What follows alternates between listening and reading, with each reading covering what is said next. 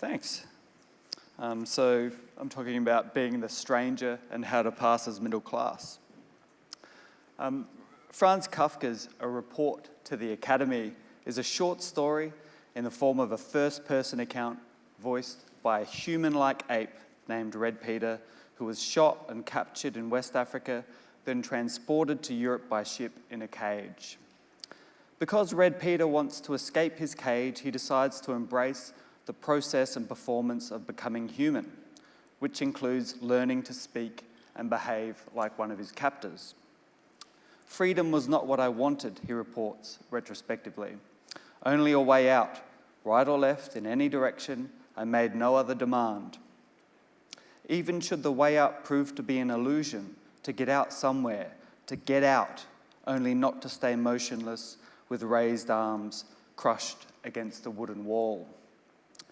Red Peter has a strong incentive for self-transformation, but it has little to do with chasing his dreams and everything to do with the need to escape. He doesn't become human-like because he thinks the human is a higher or better way of being. He does it purely to evade the trap that he finds himself in. I felt trapped as well. I grew up as a welfare kid with dysfunctional parents. My mother worked as a prostitute and had serious drug and mental health problems. And my father was similarly troubled. They separated when I was 2, and this meant that there were 2 traps laid out for me, 2 erratic worlds that I had to navigate. And they were substantially different worlds. My mother's family was Greek, my father's Anglo. When I was sent to live with my father and his wife at the age of 5, it was like being sent across an ocean. I barely knew him, and nothing in that new environment made sense to me. But I had to assimilate, and I did this by observing, mimicking, trial and error, and by trying out new personas.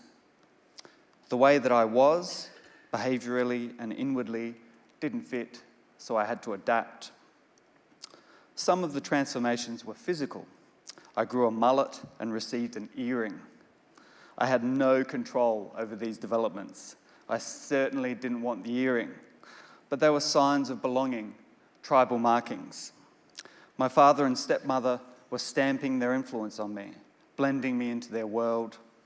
I was inwardly hostile to every change, but I had nowhere else to go, so I yielded. I think this was an important experience, to have lived and looked and felt and been one way until the age of 5 or 6, and to then be remade against my will in response to a new environment, new people, and new behavioural norms. And to then experience a version of this several times over as I shifted from place to place, parent to grandparent, to distant acquaintances, to institutional care. I was even briefly loaned to Mormons when my mother exchanged my soul for food vouchers. I was baptised, sent to Mormon church, and housed with a Mormon family during one of the periods when she went off the rails. It was weird, but by this steady and repeated exposure to foreign worlds, to change and uncertainty, I became largely immune to the anxiety it can produce. And the truth is that I now find it easy to inhabit unfamiliar territories. Because I don't feel that I have a place, I rarely feel wholly out of place. And because I don't fear expulsion, I'm prepared to take the kind of social risks that, paradoxically, can make me seem even more embedded in whatever world I'm occupying. Because I'm comfortable being a stranger, I don't seem like a stranger. But mine is not a typical working class or even underclass story. While poor children are far more likely to experience severe upheavals, most working class people are firmly embedded in their communities. Their sense of identity is dependent on ties with family and peers, and they have no burning incentive to radically remake themselves. This kind of attached and well-adjusted working class person is extremely bad at passing as anything other than what they've always been, mostly because they don't want to. They're proud of their origins, loyal to their communities, and they resent outsiders who fail to appreciate the values and norms that make their lives meaningful. When they arrive at a sandstone university or somewhere similarly dominated by middle-class sensibilities, they stick out like sore thumbs. I was not like that. I was always unattached, willing to shift and explore. I entered the middle class in my early 20s via university and new social relationships. Like Red Peter, I'd wanted a way out, but getting out required sharp reorientations. I had to leave most of my old world behind. And that wasn't especially hard, because I'd done it all before and because I'd never developed a fixed identity. Who I am has always partly depended on where I am and who I'm with. I once worked as an outreach officer for a university, and my role involved visiting schools in low socioeconomic areas and delivering composition and critical thinking modules to talented or aspirational kids.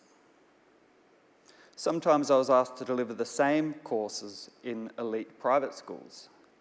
I can't convey to you how extreme the difference is between those two educational environments. The high schools from low socioeconomic areas reminded me of mini factories and sometimes mini prisons, and most of the teachers had an authoritarian style. The elite schools, on the other hand, were uncannily similar to my university campus, and most of the teachers had an authoritative but respectful and coaxing teaching style. So for one group of kids, university is a profoundly foreign place. For others, it couldn't be more familiar.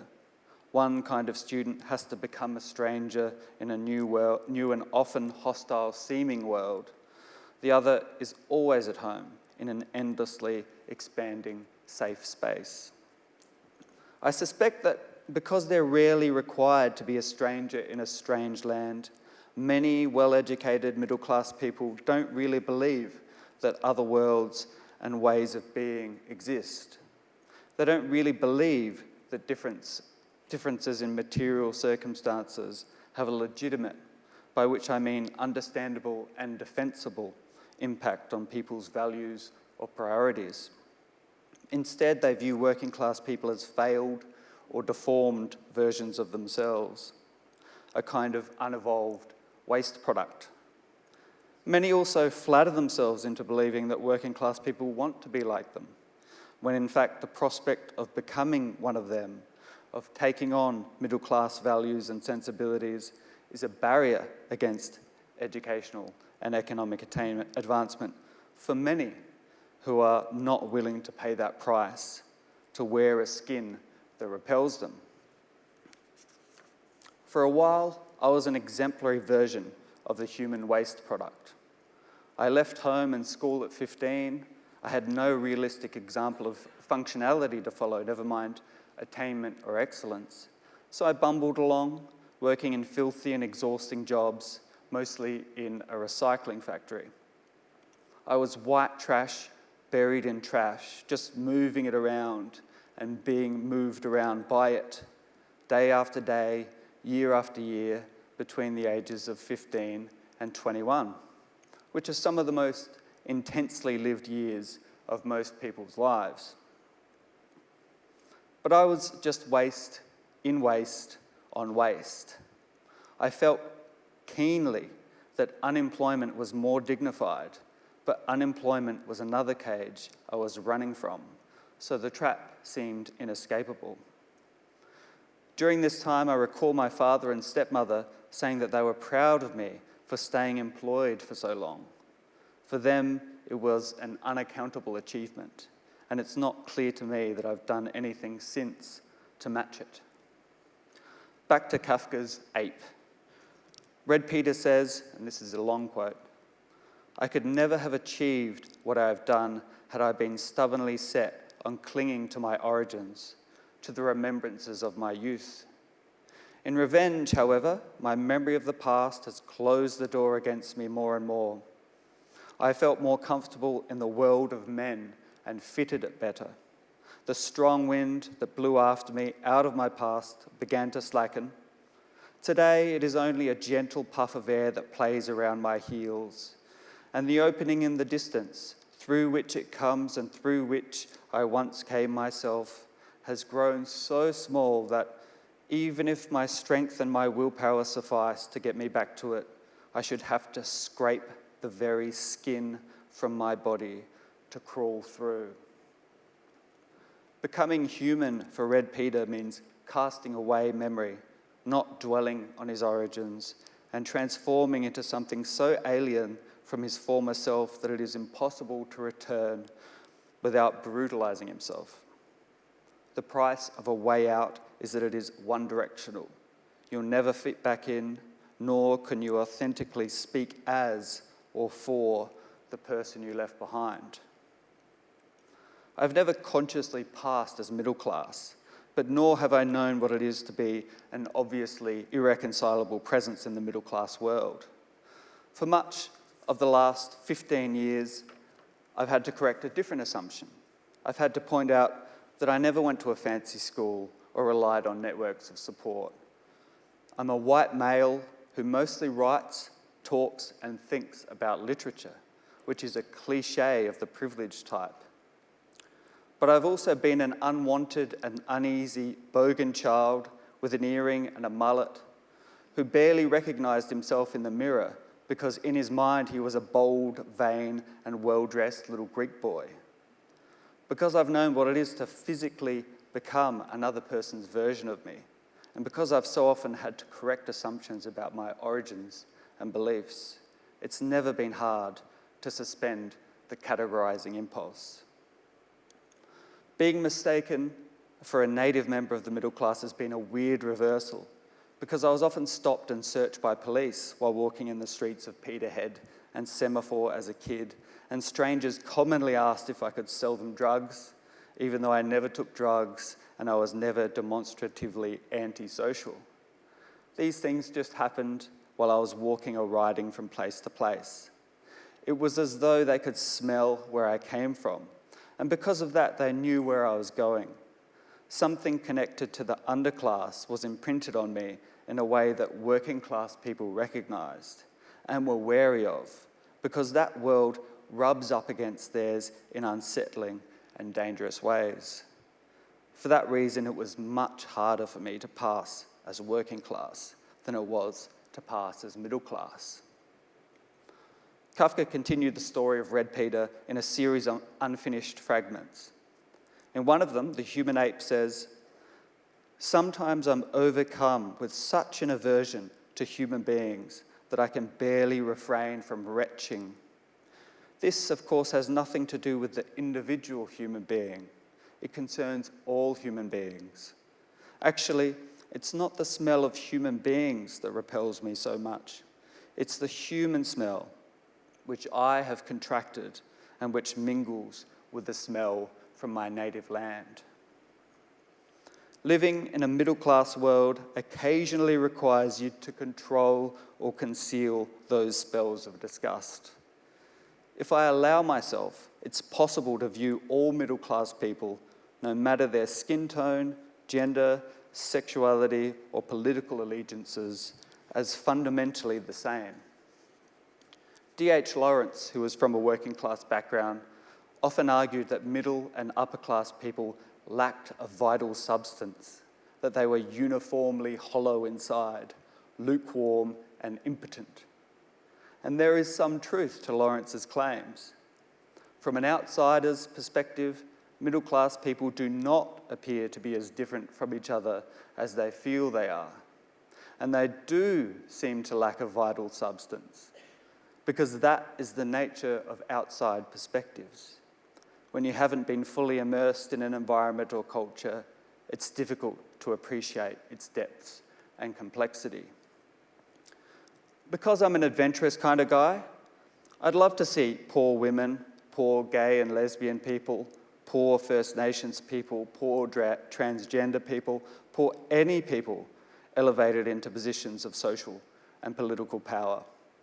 But I find it challenging to care on a gut level about the middle-class version of any of those identity categories. Glass ceilings don't interest me, and the trickle-down model of social justice disgusts me. I care about the ground that swallows people whole more than the treasure at the end of the rainbow. But I also know that there is an identitarian instinct behind this position, that it too easily prompts contempt for people who fall outside my favoured group. So I try to restrain or undercut it. I can't erase that fundamental tribal fidelity, but I can be wary of it. I could say that passing as middle class requires some superficial adjustments. You have to make yourself soft, physically small, and approachable. You have to smile more than is natural. You have to nod along and make reassuring gestures in conversation. You have to accept that there is such a thing as middle-class masculinity, even if most of the working-class girls and women you've known are more physically and behaviourally intimidating than middle-class men. But becoming middle-class is really no different from any other kind of migration. We get along well enough when we pay attention to the particular, when we take people as we find them, and when we accept that misrecognition and feeling or even being left out is an ordinary and universal part of the migrant experience. When you're a stranger in a strange land, you rarely benefit from total acceptance or the feeling of belonging. Perhaps you can hope for it, but only a fantasist expects it. Instead, you ask, is this better than the actual rather than an imagined alternative? Is the price worth paying? For those who are trying to escape a bad situation, a trap, the answer will typically be yes. But for the more fortunate ones who are merely chasing a dream, the price is often too high. As a university student, the fact that I rarely came across one of my own never bothered me, except in one sense. For the first time in my life, I could talk at length with actual living creatures about literature, philosophy, and history. For the first time, I could fully immerse myself in intellectual exploration instead of meaningless, arduous, and soul-destroying labour. Instead of working full days in scorching heat, being constantly sunburnt, cut through gloves by broken glass or showered with rotten milk, or enduring countless other forms of physical and spiritual degradation, I could sit in air-conditioned seminar rooms and libraries reading German philosophers or French poets. Instead of being ordered around like a lump of meat, I had the freedom to pursue what excited me. And I relished it. I was the most serious and committed of serious and committed students. The only challenge, the sole cause of alienation, was the fact that almost everyone around me took it for granted. Because they had no way of comprehending their extraordinary luck, they were indifferent to it, eternally underprepared or unimpressed. Even when I did a postgraduate degree, I had the strong impression that half of my cohort and a solid portion of the academic staff, some of whom were undeniably brilliant, didn't really like or read much literature. Clearly, these were not my people. Yet, they were human. Or so I told myself. Thank you.